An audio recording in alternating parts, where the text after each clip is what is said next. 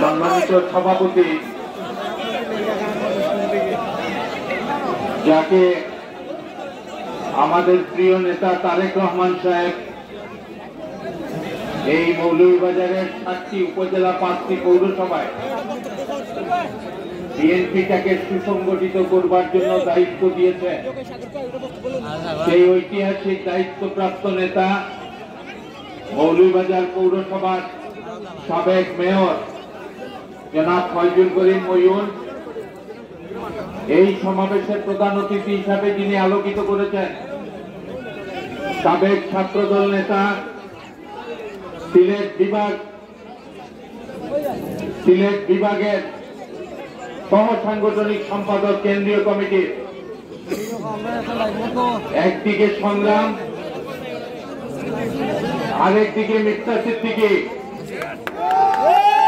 একদিকে পুলিশের গুলি ঝরঝর করে চারিদিকে গুলির বিস্ফোরণ ছুটছে, এই গুলিতে কে মারা যাবে ঠিক নাই।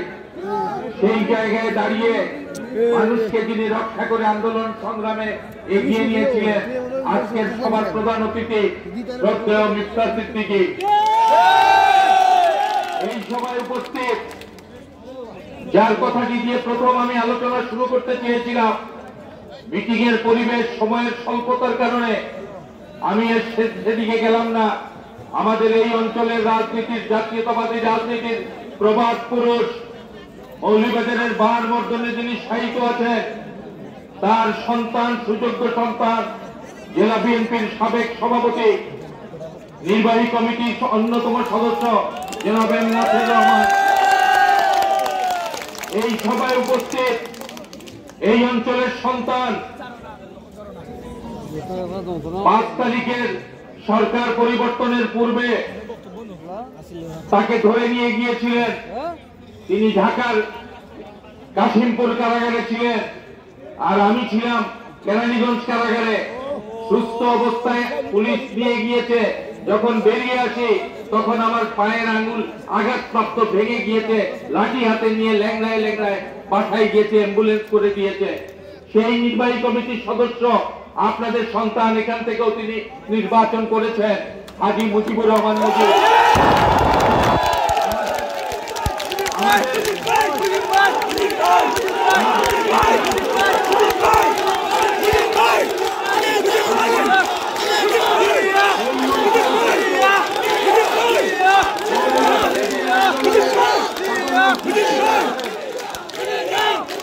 এই মঞ্চে উপস্থিত পুলিশ বাধা দিয়ে রাখতে পারে নাই, গুলি করে কর্মীদেরকে সরাতে পারে নাই। হাজির নাজির জেনে কর্মীদেরকে নিয়ে যিনি সংগ্রাম করেছেন জেলা বিএনপির সাবেক সাধারণ সম্পাদক জনাব মুজিবুর রহমান, জনাব মিজানুর রহমান মিজাজ। এই অঞ্চলের আজকের এই কর্মসূচির প্রধান সমন্বয়ক জাগদল থেকে জিয়ার সাথে দলকে সুসংগঠিত করেছেন, আজও আছেন আমাদের সাথে অশীতিপর প্রবীণ নেতা আপনাদের এলাকার সন্তান ওয়ালিদ সিদ্দিকী সাহেব।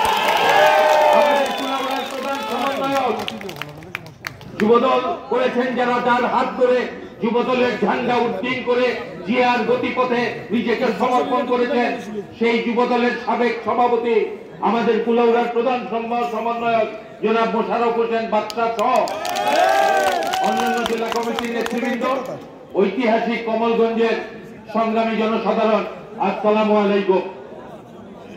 সংক্ষিপ্ত সময় কথা বলার সুযোগ নাই, একটু শুনবেন কথা।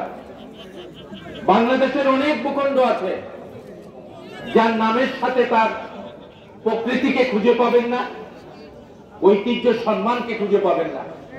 আপনারা এমন এক অঞ্চলের মানুষ যে অঞ্চলের মানুষের এই কমলগঞ্জের নামের সাথে যে দল করেন তার প্রতিষ্ঠাতার নাম বর্জিত।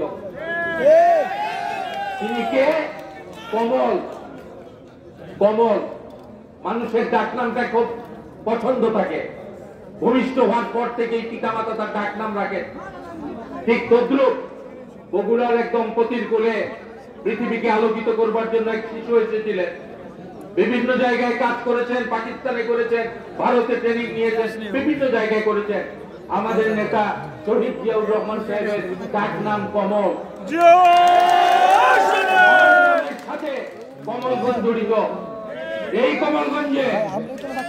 কমলগঞ্জে বিএনপিকে সুসংগঠিত করা ছাড়া কোন বিকল্প পথ নাই। অমুকের নামে স্লোগান, তমুকের নামে স্লোগান, অমুকের নাম উঠলে জোরে হাততালি, অমুকের নাম উঠলে কর্মদল। এর পরিবর্তে যে কাজটি করতে হবে, বিএনপির দুর্গ কমলগঞ্জে গড়ে তুলে আমাদের নেতা ধন্যবাদ দেওয়ার জন্য বলছেন। আরেকটি কথা বলেই শেষ করে ফেলতে চাই। আজকে আপনারা যারা উচ্ছ্বাস করছেন, আবেগ করছেন, স্লোগান দিচ্ছেন, শৌর্য বীর্য দেখাচ্ছেন, ভেবে দেখেন তো আপনাদের মতো আরেকটি মানুষ বিএনপির দীর্ঘ 17 বছরের লড়াইয়ে প্রায় 2000-এর মতো মানুষ শহীদ হয়েছে। আপনাদের মতো তো ওই 2000-এর তালিকার মধ্যে তাদেরও নাম ছিল। আজকে তারা উচ্ছ্বাস প্রকাশ করতে পারছে না, তারা শহীদ হয়েছে আল্লাহ তাআলার কাছে। বিএনপির 60 লক্ষ মানুষের বিরুদ্ধে পতিত হাসিনা মামলা দিয়েছে। বিএনপির প্রায় 1,20,000 মামলা, গায়েবী মামলা দিয়েছে। বিএনপির প্রায় 20,000 মানুষকে রাতের বেলা মোমবাতি জ্বালিয়ে বিচারকরা বিচার করে দণ্ড দিয়েছে। আজকে এই সময় আমাদের সবচেয়ে বড় প্রয়োজন ঐক্যবদ্ধতা প্রয়োজন। সেই প্রেক্ষিত থেকে আমি আপনাদের প্রতি অনুরোধ জানাই, সময় শেষ হয় নাই, প্রায় 4 মাস চলছে, বিএনপির বিরুদ্ধে ষড়যন্ত্র চলছে।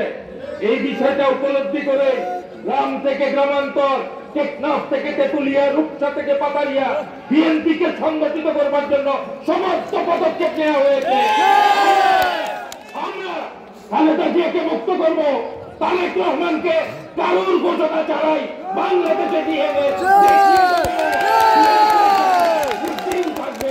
আপনাদের সকলকে ধন্যবাদ। আসসালামু আলাইকুম।